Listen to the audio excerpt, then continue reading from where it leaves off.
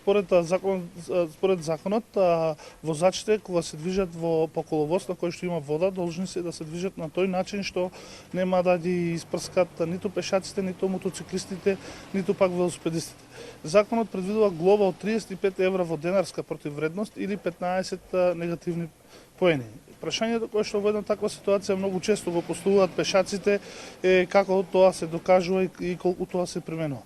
За жал можеме да кажеме дека тоа многу тешко се применува во праксата затоа што самиот процес на докажување на сторениот прекршок е многу тежок. Тоа значи подразбира дека е неопходно ваквиот чин од страна на возачот да биде забележан директно од страна на полицајецот.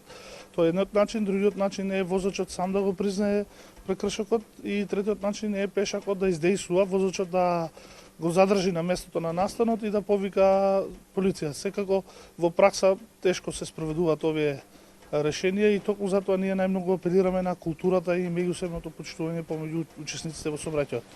За жал имаме многу несовесни возачи сообраќајот, учесници.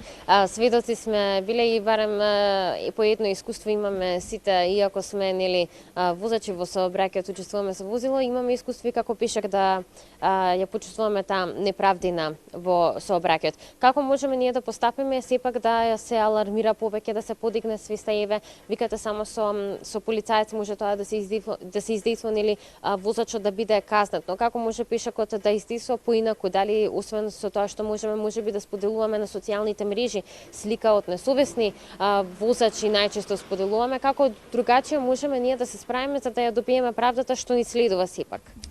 Републичкиот совет за безбедност на сообраќајот на патиштата многу често укажува дека културата и етиката на однесување, меѓусебното почитување и толеранција помеѓу учесниците во сообраќајот е основа како за побезбеден сообраќај, така и за избегнување на сите непријатни ситуации во сообраќајот.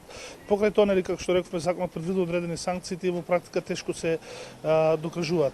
Ние апелираме до возачите секогаш да имат во предвид дека златното правило во животот е не им го прави на другите тоа што не сакаш да ти го направат тебе, така што секој возач треба да има во предвид дека од самиот момент кога ќе го напушти возилото и тој исто станува пешак.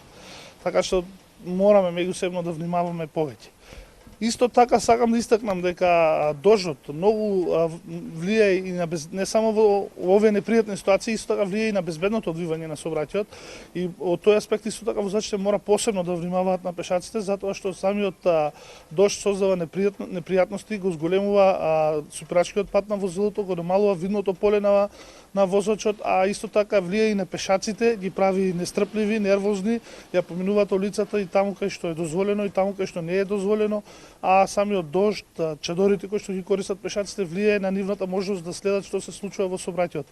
Така што пак ќе напоменам, важно е да се почитуваат сообраќајните правила и прописи и многу е важно да има меѓусебна толеранција и разбирање. Возачите сепак треба да имат на предвид дека пешаците се тие кои што директно се изложени на дождот и да внимаваме да ги заштитиме затоа што сите сме пешаци.